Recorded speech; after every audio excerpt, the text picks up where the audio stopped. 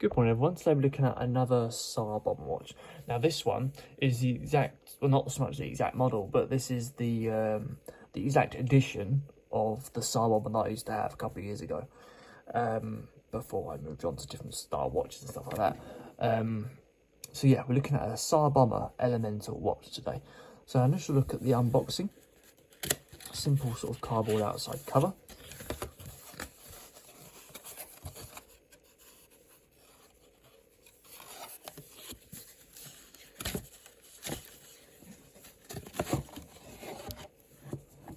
Revealing a sort of an off-white style box.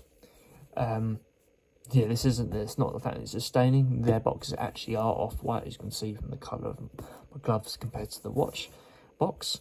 Decent, it's got quite a hefty weight to the watch box. It's almost like a Rolex one, but then don't forget this is probably half the size of the actual Rolex box. So yeah, it's quite a hefty style watch with a simple lift-off lid that's nice and sort of textured with nice embossing of the TSAR Bomba logo on the front there. It's all sort of tightly stacked in the actual watch box, obviously with your instruction manual here. A little cushion on the edge there.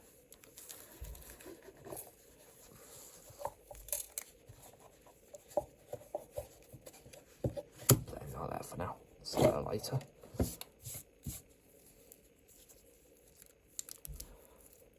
Move this little bit of plastic for you guys, so you can have a look at it in a bit more detail.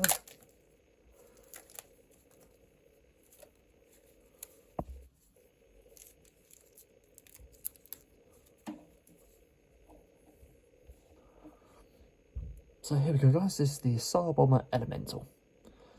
So it's got a 50mm case diameter with a 17mm case thickness.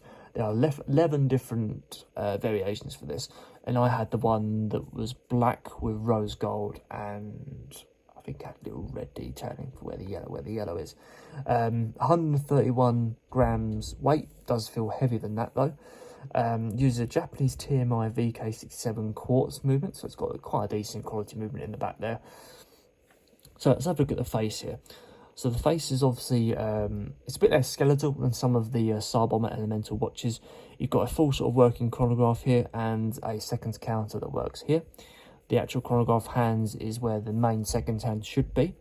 You've got luminous edges to these hands as well. That's one thing I didn't like about these watches, is the fact that it didn't have, I feel like this would look better if the hands were fully filled in with white luminous material, essentially, rather than being a stainless steel leg leading out to a body where it's luminous. But no matter, it's still a nice style watch. No sort of skeletal view of the back plate really, but it does look quite sporty, quite busy. So yeah, let's go on to a bit more about the specs. So the actual casing is a 316 stainless steel casing all around the side here. It's a double finished case. I'm not entirely sure what that actually means. I read that on the specs. I thought, wow, double finished case. Not sure what that means, but let's go with it. You get 5 atmospheric water resistant with this. Oh, one other thing I forgot to mention was with this loom here, it's called a Super Luminova Swiss loom. So they've got a decent loom going on this strap. Now the glass is sapphire, and they specify that it's a Mohs level 9 glass grade hardness for scratch resistance and stuff like that. Didn't even know that existed till the other day, but we move. On the actual casing of the top here, you've almost got these sort of imitation screws on here.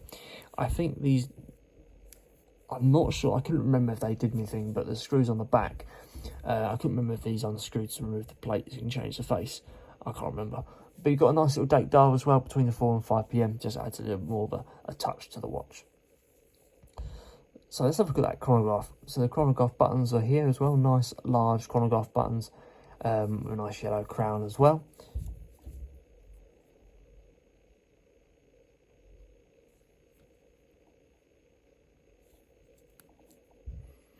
Yeah, they push that in quite far, then you get the click, you get a nice amount of feedback on that actual click, and as you can see, that second hand is just going around there.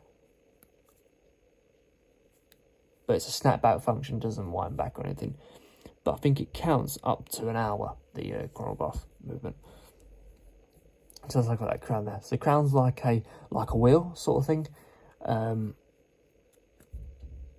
Now, the only problem with these crowns is you can't really get your finger underneath them because of where the casing is.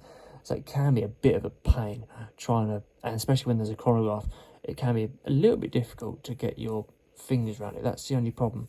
I think with this one, the design's a little bit different. I might take my glove off. Because on the other one, the actual crown is, the casing is essentially filled in all the way down here, and it's quite hard to access. Yeah, you have to have a small finger to be able to get through that gap. The crown, the actual rotation to the crown, there's a decent amount of feedback there. It could be a little bit stronger, but it sits on the better side of crown movements as far as they go. It can be quite fiddly to get it out to that first position just because of where that crown actually sits. So you've got to try and dig your finger in that gap there to get the crown out. But if you don't mind that sort of thing, then great. Going out to strap, you've got a sporty style black strap, as you can see here, silicone style material. Very nice sort of sporty feel to it. Single windows to hold the strap in place. A nice buckle that's got a little bit more of a brush finish, as you can see from the line grain on there.